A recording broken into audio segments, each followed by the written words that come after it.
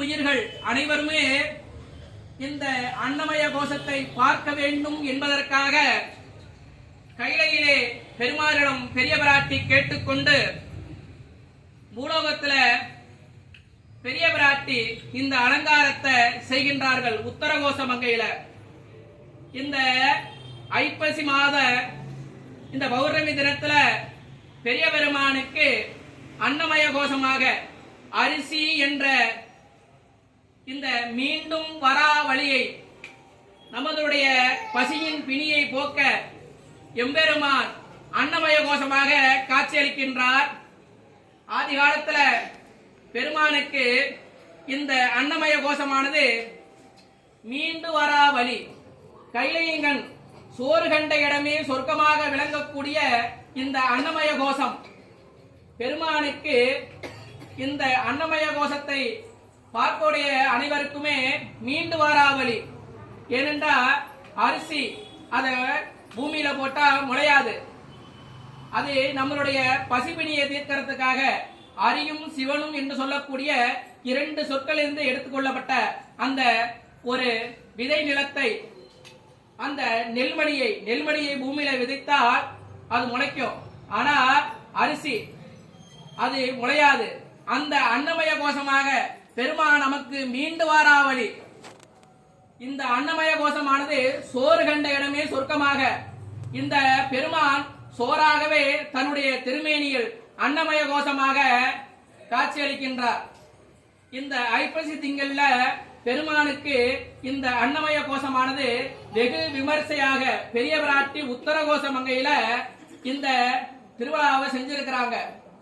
அனைத்து உயிர்களும் நலம் பெறும் பொருட்டாக பெருமான் எதை கொடுத்து நம்மளை ஆட்கொள்ள வேண்டும் என்பதற்காக பெரிய பிராட்டி இந்த அன்னமய கோஷத்தை நமக்கு செய்து காட்சி கொடுக்கின்றார். இந்த பெருமானானது இறைவன் தன்னுடைய திருமேனி முழுவதுமே, ஏனென்றால் இந்த அன்னமய கோஷமானது இந்த சோறு கண்ட இடமே சொர்க்கம். பெருமான இந்த திருமேனியில நம்ம பார்க்கிறது சொர்க்கத்துல இருக்கிற மாதிரி. அந்த கைலாயம், அந்த கைலாயத்துல பெருமான் எப்படி அந்த பனிமலையா காட்சி கொடுக்கின்றாரோ அதே போல் பெரிய பிராட்டி தன்னுடைய திருமேனி தாங்கி தன்னுடைய பெருமானுக்கு இந்த அன்னமய கோஷம் என்று சொல்லக்கூடிய இந்த அன்னத்தினாலே பச்சை அரிசி மற்ற அரிசியை பயன்படுத்தக்கூடாது என்பதற்காகவே பெரிய பிராட்டி இந்த பச்சை அரிசியை தன் முகமாக வடிச்சு பெருமானுக்கு அந்த உத்தரகோச மங்கையில இது சாத்தி இருக்கிறாங்க.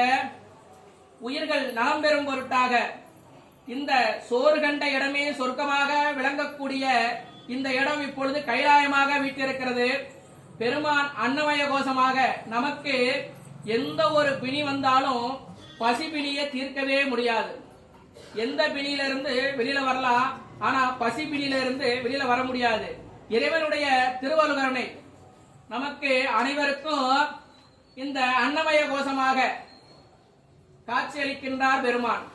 பெருமானுடைய திருமேனி இந்த அன்னமய கோஷத்துல சோறு கண்ட இடமே சொர்க்கமாக விளங்கக்கூடிய இந்த சொர்க்கத்துல நம்மளுடைய குறைகளை பெருமானோட சொல்லணும்.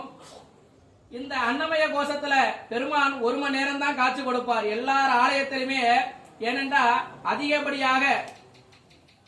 அதிகப்படியான சூடுல பெருமானுக்கு இந்த சாதங்கள் சாத்தப்பட்டு இகபர சுகங்களை கடந்த எம்பெருமானுக்கு இந்த முழு திருமேனியும் சாதத்தாலேயே மூடப்பட்டிருக்கிறது, காய்கறியால அலங்கப்பட்டிருக்கிறது. பெருமானுடைய இந்த திருமேனியானது அன்னமய கோஷம் என்று சொல்வார்கள். இந்த சோறு கண்ட இடமே சொர்க்கம். நாம் சுவாமிய இந்த சோறாக பார்த்தோம் என்றால் சொர்க்கமாக பெருமான் வந்து கைலையின் கண் வீட்டிருக்கக்கூடிய ஆதிசிவனாக பெருமான் காட்சி கொடுக்கின்றார்.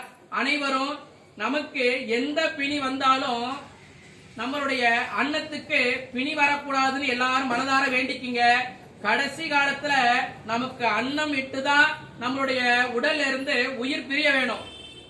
சாப்பிடாம இருந்து இறந்தா பெரிய பாவம். அதனால அனைவரும் வேண்டிக்கிங்க, எங்களுக்கு வாழ்நாள் முழுவதும் பெருமானே எங்களுக்கு வாழ்நாள் முழுவதும் அன்னமயமாக எங்களுக்கு அன்னத்தில் இல்லாம பெருமானே இந்த அன்னமய கோஷத்துல காட்சி அளிக்கக்கூடிய எங்களுடைய குறைகளை நாங்க சொல்லி இருக்கின்றோம்.